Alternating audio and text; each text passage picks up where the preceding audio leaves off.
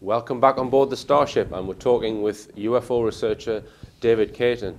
Now, the world of UFO research can get a bit murky, can't it, David? Because there's quite often infighting with people who come across stories and they want to keep them to themselves. And, yeah, and I found this very disappointing and sad, really, because there's so much backbiting and petty jealousies between ufologists who someone came across a good case, for example, and for various reasons, sometimes monetary reasons, they seem to think they could earn megabucks by the media paying out a lot of money for reporting in the papers. I mean, I've had experience of this, David, where people will report something to me on my website, and they'll have some photographs of what they perceive to be a brilliant UFO shot or whatever, and it's maybe quite average, and you say, well, I'll put that on my TV program. It's worth airing, and then they kind of back off and say, oh, well, no, they then start thinking of money. So immediately someone wants money for something, I just say, well, sorry, I can't help you. Yeah, I remember Graham Bursell saying to me once, they will not pay big sums to the national media. No. And this is the illusion that people were under. Yeah. But it caused lots of upsets. Instead of disseminating information for the benefit of ufology and everybody in it, they would keep it to themselves, like, I'm a private collector, I'm not letting you hear my case, and well, let's carry on. Yeah.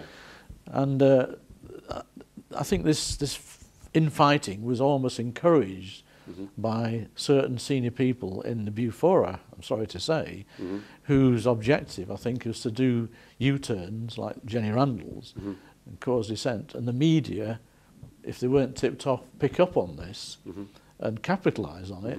And ufologists in the media were called all sorts of labels and not very derogatory comments like UFO spotters and anoraks and cranks and all this, which had the effect of putting members of the public off to coming to ufologists to report a sighting. And the way they saw the media were treating ufologists, like the media saying, I've heard so many times, look, ufologists can't even agree on a sighting, on a description of a craft or whatever, and all this backbiting. So that would also means that witnesses would the last people they would go to and distrust is the media, because then they would be made a fool publicly and ridiculed. So it impeded information being reported from members of the public who'd had a close encounter or something, getting out. And I think that was the intention. Without mentioning any names, we suspect that certain people who do get a lot of media attention, we often wonder, whose agenda they are following. And why would somebody want to spend all of their life proving that something isn't true or a phenomenon isn't real, and that's all they're doing.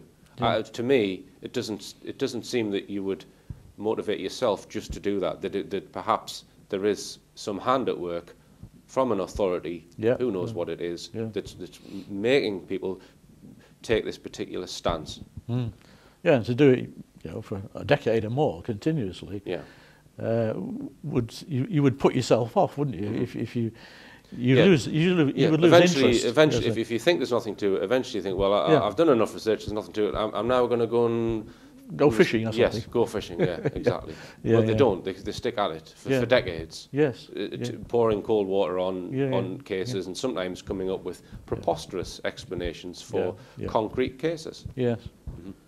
Okay, and what about, we were talking about Harry Harris earlier on, and Harry has been very much involved with abductees. There's people who claim to have been, in their sleep, taken on board UFO craft and had operations done on them interfered with by extraterrestrials. It sounds unbelievable, but if you follow the work of people like Professor John Mack and Bud Hopkins, this is a real phenomenon. This is happening. And Harry Harris was a British researcher who regressed a lot of people. I actually attended 4 of the hypnotic regression sessions. A couple of witnesses I found myself, which I handed to Harry. And I was always very sceptical about hypnosis, I suppose, born by these stage hypnotists. But I was impressed, and he was employing medical doctors, and they had training in it, and the dentists use it, and all sorts of trauma sort of things. So people ridicule hypnosis, but the medical profession use it all the time. The thing that impressed me about something that Harry Harris said, I saw a video of him, and he said that what drew him into it and what made him believe that hypnotic regression was valid, he saw somebody regressed and that was taken back to their childhood. And they remembered all of these things in their childhood that they're actually consciously forgotten. Yes. So that they were then brought out of hypnosis and said, well, this is what you said about your childhood. All these things that this person had completely forgotten about, and was like, wow, now I remember that you've told me all of this stuff. So it does unlock memories which are in part of the brain which can't be accessed. There's no doubt that hypnotic regression works. Yes. There's a conscious side of the brain and an unconscious side of the brain. Yeah. And it taps into that other side. Yeah. Anyway, I was impressed the way this particular doctor, and he was charging a fee obviously, brought the subject, put them under. We weren't allowed to see them put him under. Right. But he described a technique of like you're looking at a film and rolling the film backwards and forwards, and if the subject got too stressed, he said, I'm rewinding the film to bring them back. It was very good. And of course, Harry Harris was the man who got P.C. Alan Godfrey through 4 hypnosis sessions, I believe. And I believe you've seen those tapes. I've seen the tapes, yeah. Right. Yeah. Okay. And they're quite convincing, are they? Or? Yeah, I think so. In places, I mean, nothing much is happening a lot of the time. Right. Okay. But yeah, and I'm sure what happened to Alan was real, and he was taken in Toblerone. And Harry, the BBC did this program, a Horizon program, about alien abduction. About abductions, claims. Yes, claims, and it was fronted by Dr. Susan Blackmore, who was a psychologist, I think, with Bristol University. It's kind of the public-friendly psychologist. Yes, you know, bubbly and she's a very presentable person, you know, that personality, which is very good on screen. Explains things in noddy terms for the noddy public. And she linked up with a Canadian guy, Dr. Michael Persinger. And anyway, between them all having temporal lobe problems and dream paralysis and sleep paralysis, I should say, and all this false syndromes, whatever. And Harry, being Harry, was incensed, as a lot of people were, saw that program, because it was clearly the BBC debunking hypnosis, abductions. Yes. And he contacted some brain surgeons in Harley Street, specialists, and they wrote back to Harry saying quite clearly she was talking a little rubbish. Right. Okay. And out of order. And Harry had this information, and he went to this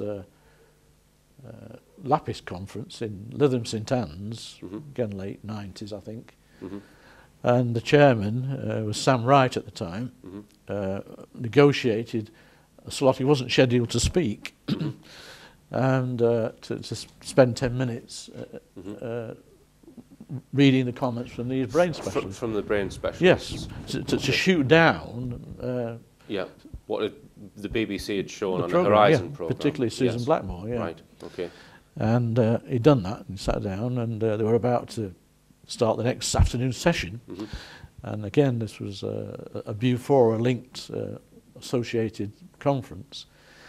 And the next thing, and I was reporting on it for Quest magazine, the proceedings, and they allowed me to run a tape recorder just to help as an aide-memoire for me to write the notes after, so I wouldn't forget what all the speakers have said. And it was the first time that Nick Pope had appeared on a UFO platform, and the national press did a bit of interview on the stage, as I remember. So this would probably be just after he left his employment at the MOD, I yes, guess, right? And he was now an ex-MOD man getting into ufology, so he was big news. Anyway, I don't think Nick was in the hall when this disgraceful episode took place, but and I had my tape recorder running, so I have a record of this. And this chap marched up the centre aisle, and there was 350 people in the room, and he shouted out, "Harris, you are the shit on the underpants of ufology," and everyone was in total shock. Harry Harris, you are the shit on the underpants of ufology.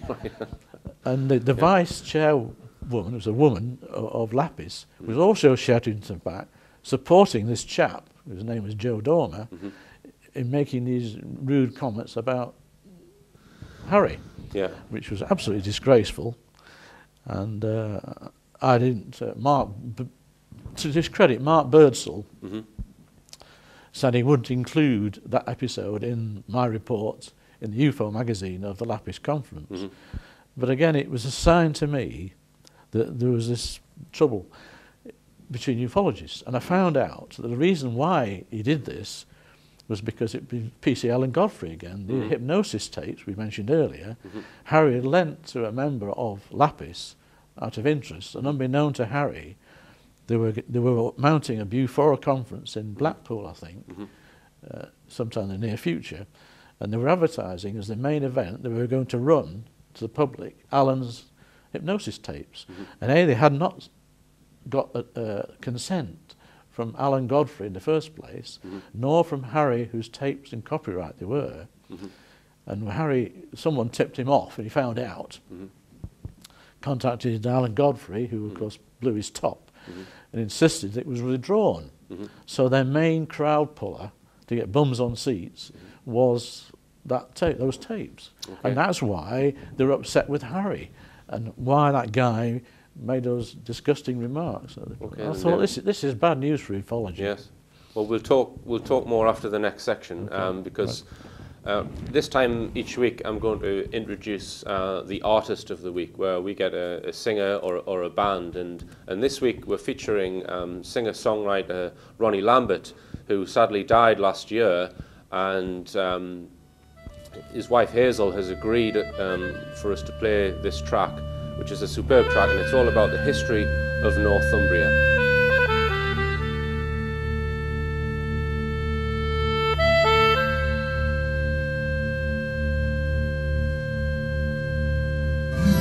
From the Tweed down to the Tees, from the Cheviot Hills to the Great North Sea, lies a realm of days gone by, steeped in bloody war and filled with battle cry. Once came the mighty hand of Rome, reached these distant shores and made this land her own. And we took 400 years to civilize. As soon as she was gone, the work of her hand we despised. I can hear the Vandals cry, this is my land, Northumbria, this is my land, Northumbria.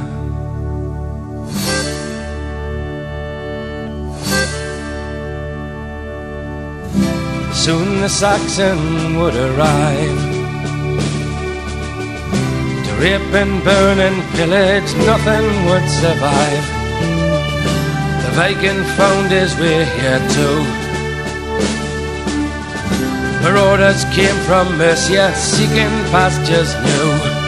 Imagine young King Oswald as he knelt in prayer.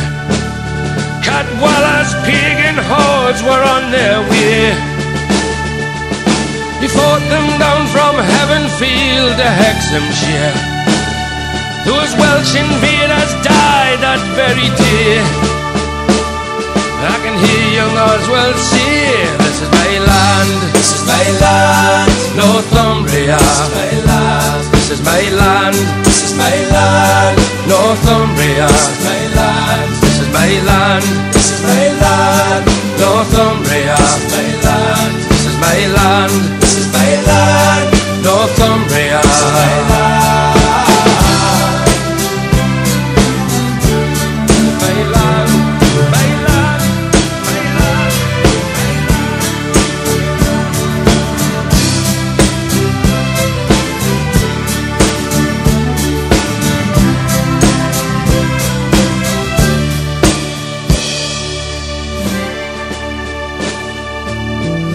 Kings have come and gone for years, and the kingdom of Northumbria has drowned in many tears. Yet her pride and spirit still prevail, in a history, in a culture, and a wealth of ancient tales. Her peace at last is there for all to see, and their only battle now is to attract new industry. As a tourist throng invades the northeast coast, they find themselves confronted with a warm and friendly host. I can hear the northeast boast, this is my land, this is my land, Northumbria, this is my land, this is my land, this is my land, Northumbria, this is my land, this is my land, Northumbria, this is my land.